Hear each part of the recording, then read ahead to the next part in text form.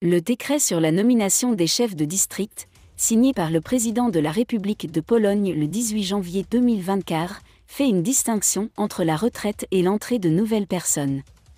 Entre les mutations, les nominations à d'autres postes et les départs à la retraite, les documents du chef de l'État font partie du moteur du développement local.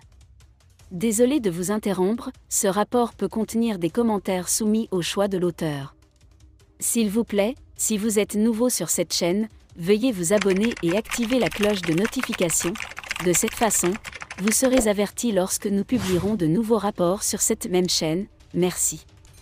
En effet, le décret présidentiel fait suite à un discours prononcé fin 2023 dans lequel Paul Biya appelait les Camerounais à faire preuve de résilience en 2024. Dans cette optique, la population est encouragée à maintenir une attitude optimiste malgré la situation internationale. Ainsi, l'afflux de 109 dans 58 départements permettra d'accélérer la mise en œuvre de nombreux projets annoncés dans le cadre du budget d'investissement public. Il s'agit notamment de la construction de routes, d'écoles, d'établissements de santé, d'aménagement de routes urbaines, d'électrification et d'approvisionnement en eau potable. Les nouveaux chefs de district devront également faire face à des questions foncières complexes.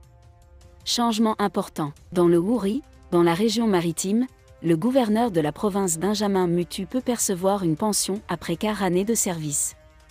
Il a donc cédé son poste à Siljak Marim-Vogo, ancien gouverneur de Mouila dans la région du Sud. OUM2 Joseph, ancien gouverneur de l'Homme-Jéréma dans la région de l'Est, a également pris sa retraite, remplaçant Gwenty Simondo, gouverneur de Dundamantoum dans la région du Nord-Ouest. Pour diriger Miti dans la région de l'Ouest, Christophe Fofi Mudia, ancien député du district 4 de Douala, succédera à David Kulbuaman. Ensuite, à Boyo, dans la région du Nord-Ouest, Fidel Teni succédera à Sédou Moussa, ancien inspecteur général des services de la région du Nord-Ouest.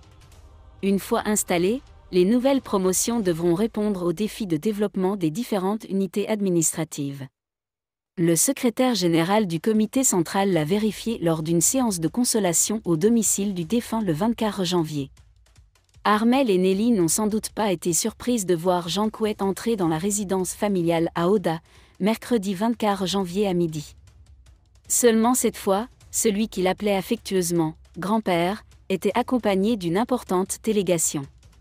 Et autre nouveauté, la visite de cette demeure s'est déroulée en l'absence de son directeur, Jean-Baptiste Bocam, convoqué au ciel le 16 janvier 2024 à Yaoundé.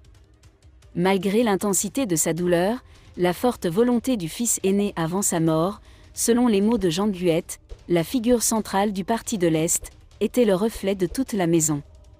Sa sœur, Nelly Bocam, comme tous les membres de la famille présents sur les lieux, ont courageusement pleuré. Elle reste stoïque en évoquant la vie du défunt, tant au plus haut niveau du gouvernement camerounais que dans les rangs du RDP, le corps qu'il a servi avec altruisme et au sein duquel il a été l'un des plus grands dirigeants, en tant que secrétaire général.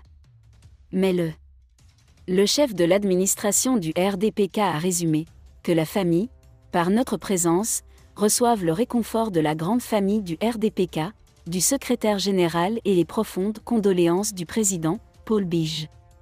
On retient surtout le rôle déterminant de ce dernier lorsqu'il était chef de la mission du parti à l'Est sous la direction de Jean Guette dans les années 1970. Lors d'événements importants, il quitte souvent la ville pendant un mois, a confirmé le fils aîné, se disant heureux que son père fasse de nombreux ébats pour une noble cause. Nous savons que nous pouvons compter sur vous à tout moment, même après ses funérailles, a déclaré Armel Bocam, qui a immédiatement reçu des assurances du secrétaire général. Le RDPK est une famille, nous serons avec vous du début à la fin. L'ancien ministre et secrétaire de la Défense, CED, du Cameroun, chargé de la gendarmerie nationale et président du conseil d'administration de la Banque internationale d'épargne et de crédit du Cameroun, BICEC, sera inhumé le 24 février 2024 à Bagbez. Par Angossa. Merci d'être resté avec nous jusqu'à ce point. Comme toujours pour promouvoir la liberté d'expression, laissez vos opinions à ce reportage dans la section commentaires ci-dessous. Si vous avez aimé cette vidéo, merci de liker, partager, commenter et surtout vous abonner à la chaîne. Et on se retrouve très vite pour une prochaine vidéo.